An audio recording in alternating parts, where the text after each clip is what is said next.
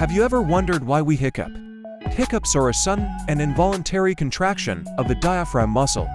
While we usually experience hiccups after eating or drinking too quickly, the actual reason we hiccup is still somewhat of a mystery. One theory is that hiccups are a leftover reflex from our evolutionary past, when our ancestors had to quickly close their vocal cords to prevent water from entering their lungs while drinking.